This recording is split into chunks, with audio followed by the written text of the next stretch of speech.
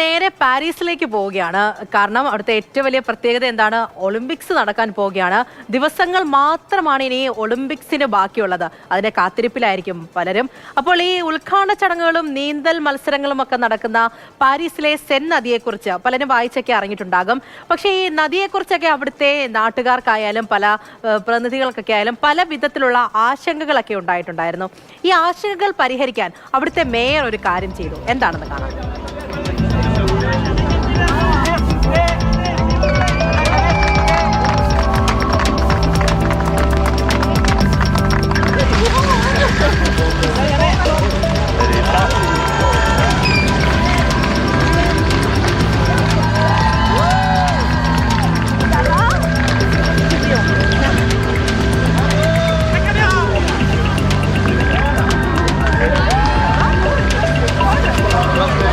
അതായത് നദി ക്ലീൻ ആണെന്ന് നാട്ടുകാരെ അറിയിക്കാൻ വേണ്ടി അതിലിറങ്ങി ചാടി. അഞ്ജലി വിജയകുമാറാണ് നമ്മുടെ കൂടെയുള്ളത്.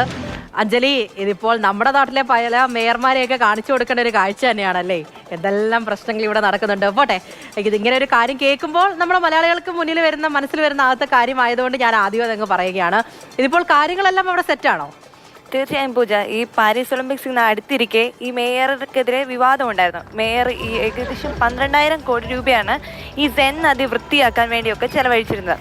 ഈ പൈസ മേയർ വക മാറ്റിയെന്നും ഈ നദി വൃത്തിഹീനമാണെന്നുമാണ് നിരവധി വാർത്തകൾ പുറത്തു വന്നത്. ഇതിന് പിന്നാലെയാണ് മേയർ ഈ നദിയിൽ ഇറങ്ങി കുളിച്ചുകൊണ്ട് ഈ നദി പൂർണ്ണമായും വൃത്തിയാണ്, മത്സരത്തിന് അനുയോജ്യമാണ് എന്ന് തെളിയിച്ചത്. മേയർ മുമ്പ് പറഞ്ഞിരുന്നു, മാസങ്ങൾക്ക് മുമ്പ് തന്നെ ഈ നദി വൃത്തിയാക്കുമെന്ന് മേയർ എല്ലാവർക്കും ഉറപ്പ് നൽകിയിരുന്നു. ഇതിന് പിന്നാലെയാണ് കഴിഞ്ഞ ദിവസം ഈ ഒളിമ്പിക്സ് അടുത്തിരിക്കെ ഇത്തരത്തിൽ വാർത്ത പ്രചരിച്ചത്. ഏകദേശം 12,000 കോടി രൂപ ഇതിനു വേണ്ടി ചെലവഴിച്ചിട്ടുണ്ടെന്നും ഈ നദിയിലെ ജലം ഉപയോഗിക്കാൻ വേണ്ടി ജലസംഭരണികൾ നിർമ്മിക്കാനും എല്ലാം കൂടിയായിരുന്നു ഈ പദ്ധതി. എന്നാൽ ഈ പദ്ധതിയിലെ പൈസ വക മാറ്റി എന്നായിരുന്നു പ്രധാന ആക്ഷേപം.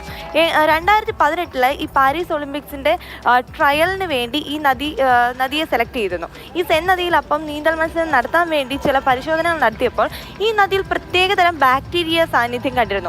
ഇതിന്റെ അടിസ്ഥാനത്തിലാണ് നദി വൃത്തിഹീനമാണെന്നും മാലിന്യങ്ങൾ ഈ നദിയിൽ ഉണ്ടെന്നും ഈ നദി ആരും നീന്താൻ പാടില്ല എന്ന തരത്തിൽ ഇവിടെ ഒരു വിലക്ക് ഏർപ്പെടുത്തിയിരുന്നു. അതിന് പിന്നാലെയാണ് ഇപ്പോൾ ഈ ഒളിമ്പിക്സിൽ ഈ നദി പ്രധാന കേന്ദ്രമാവുകയും ഈ നദി പൂർണ്ണമായും വൃത്തിയാക്കാനും എല്ലാം തന്നെ നടപടികൾ ആരംഭിച്ചത്.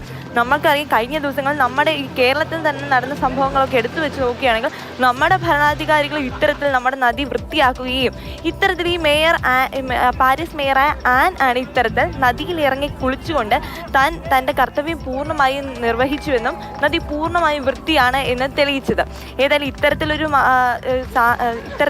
ഒരു കാര്യം നമ്മുടെ മേയർക്കും ചെയ്യാം, നമ്മുടെ നദികളെല്ലാം വൃത്തിയാക്കാം. നമ്മുടെ മേയർക്കും ഇത്തരം ഒരു കാര്യം ചെയ്യട്ടെ എന്ന് വേണം നമുക്ക് പ്രതീക്ഷിക്കാം. പൂജ, തീർച്ചയായിട്ടും പല ജനപ്രതിനിധികളും കാണേണ്ട ഒരു കാഴ്ചയാണ്.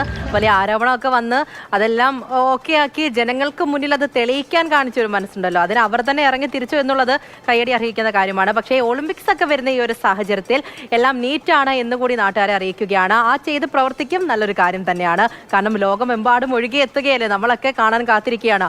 ഒളിമ്പിക്സ് കാര്യങ്ങളും ഒക്കെ ഏറ്റവും പ്രധാനപ്പെട്ട ഒരു വേദിയാണ്.